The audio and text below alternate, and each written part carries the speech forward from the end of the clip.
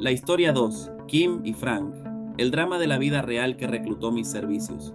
Todo comenzó con una llamada telefónica de un marido desesperado y desconsolado. La voz temblorosa de Frank me hizo saber que su esposa estaba involucrada sexualmente con otro hombre. Mis oídos escuchaban más de lo que se movía mi boca. Su necesidad inicial era la de un amigo que lo escuchara. Eventualmente, Frank me pidió que fuera a su casa más tarde ese día. Él planeaba confrontar a su esposa, Kim, con la evidencia de su infidelidad. Temiendo que su ira le llevará a cometer un error, él me pidió que viniera y le sirviera como intermediario. Su temblorosa petición fue seguida por mi tembloroso ciertamente. Ni Kim ni Frank habían pasado por la puerta de la iglesia durante varios meses. La ausencia de las cuerdas de salvamento del amor contribuyó al abandono de las directrices del amor. El adulterio siguió a la idolatría. El amor había dado paso a la lujuria. Después de la llamada telefónica con Frank, todo tipo de preguntas comenzaron a explotar en mi mente. Kim se sentiría altiva o arrepentida cuando fuera confrontada con la evidencia. Frank impulsó a Kim a esta relación de triángulo de las Bermudas con actos poco amorosos e indiferentes. ¿Habría una guerra violenta de palabras? Si ella se arrepintiera, ¿Frank la perdonaría? ¿Qué palabra de Dios aplicaría a esta moderna representación de David y Betsabé? Lo sentí tanto por Kim como por Frank. Ellos amaban a sus hijos y eran pro familia. Frank, aunque era un buen hombre entre los hombres, tenía tendencia a hacer de la ley la nota dominante en su matrimonio. Su estilo era la acusación más que la validación. Por cada palabra buena y amable para fortalecer a Kim, él mencionaba 4 palabras para desacreditar. Los expertos nos dicen que se necesitan 4 buenas palabras para cancelar cada comentario cruel que hacemos hacia los demás. Frank tenía la fórmula al revés. Él era el caso acusativo en acción. Sumado a esto, él impartió la ley de una manera ilegal, dura y severa. El viaje de la tarde a la casa de Frank para reunirme con un marido traumatizado y una esposa que pronto estaría traumatizada fue demasiado rápido. Antes de darme cuenta, estaba caminando hacia la puerta principal de la casa de Kim y Frank. Para mi sorpresa, estaba abierta.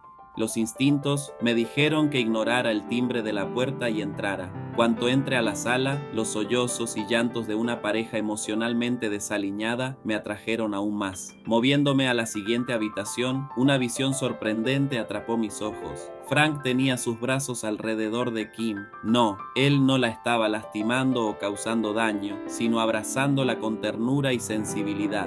En mi camino a su casa, yo había preparado varios discursos breves para posibles escenarios. Sin embargo, no había preparado ninguno para este escenario en particular. Este bendito dilema había anudado mi lengua. Kim y Frank finalmente sintieron mi presencia. Al notar la expresión de asombro en mi rostro, Frank habló. «Pastor, lamento no haber esperado a que llegaras. Simplemente no podía esperar. Decidí confrontar a Kim con la noticia antes de que usted viniera». «Eso está bien», balbuceé. Pausando por unos pocos momentos, Frank procedió a explicar lo que había sucedido. Con un nudo en su garganta y lágrimas en sus ojos, él dijo con humildad desde el corazón: «Yo le dije a Kim que si Jesús podía perdonarme todos mis pecados, yo podía perdonarla a ella». Las asombrosas palabras de absolución de Frank fueron palabras enviadas desde el cielo. Ellas me sorprendieron. Ellas rompieron las defensas de Kim. Ellas derritieron su corazón y conmovieron el mío. Habladas sincera y simplemente, las palabras de Frank tuvieron un efecto de camino de Damasco en Kim. La palabra de perdón en el nombre de Cristo había convertido el luto en una nueva mañana. El perdón plantó la fe y de la fe fluyó la esperanza. Frank me permitió tener unos pocos minutos a solas con Kim. Él sintió que ella necesitaba tener unos momentos privados para hablar con su pastor. Después de un breve tiempo de consejería con Kim, le pedí a Frank que se uniera a ella para orar por un momento y finalizamos con una bendición. Luego, les insté a ellos, por las misericordias de Cristo, a asistir a la iglesia el domingo siguiente. Allí encontrarían ayuda y sanación adicional en el perdón de Dios para comenzar a dejar atrás el pasado y seguir adelante con la gracia de Dios. Regresando a mi carro, sentí ganas de pellizcarme. Quería asegurarme de que lo que había presenciado era real y no una especie de sueño. No fue un sueño, fue un milagro.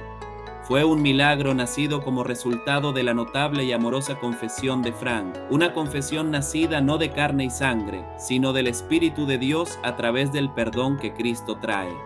A través del espejo de la ley, el Espíritu Santo le había permitido a Frank reconocer su propio pecado y cómo éste contribuyó a llevar a Kim a los brazos de otra persona. Evidentemente, desde el momento en que Frank y yo terminamos nuestra conversación telefónica, él había hecho un gran examen de conciencia. A través de la palabra, el Espíritu lo había hecho pobre en espíritu para que pudiera llorar por su pecado y heredar con mansedumbre un pedazo de tierra. A través del espejo del corazón de Dios, la cruz, el Espíritu Santo iluminó a Frank a ver la grandeza del amor de Cristo y el don del amor, el perdón. Este don se convirtió en la piedra angular de su confesión. En esta piedra angular, él encontró la base para mantenerse erguido y para perdonar a Kim por su pecado, así como admitir delante de Kim el pecado que él mismo había cometido. Fue el perdón de Cristo lo que primero derritió el corazón de Frank y luego lo que descongeló el alma de Kim. Por gracia, a través de la fe en Cristo, el perdón había llegado a esta familia herida. Por la gracia de Dios, el matrimonio de Kim y Frank fue salvado. La doctrina de la justificación, la cual es realmente la doctrina del perdón, había rescatado, resucitado y restaurado otra relación. Más tarde, yo me reuní con Kim y Frank para ofrecerles apoyo adicional. Kim y Frank estaban luchando y tropezando días después cuando vinieron a mi oficina. Sin darse cuenta, ellos estaban permitiendo que algo que consideraban debían realizar oscureciera la gran obra que Cristo había realizado. Ellos necesitaban entender la crucial distinción entre perdonar y olvidar. Al principio, en una de las sesiones de seguimiento, Kim y Frank expresaron la frustración que tenían por no poder olvidar la aventura de Kim.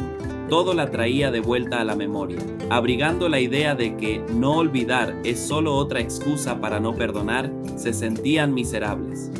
¿Es verdad que el perdón y el olvido son sinónimos? ¿Alguien realmente piensa que Kim y Frank podrían alguna vez borrar el conocimiento de este asunto de sus mentes? Cortos de una absoluta pérdida de la memoria, la conciencia del asunto no podía borrarse de sus mentes. El conocimiento del asunto probablemente los acompañaría a la tumba.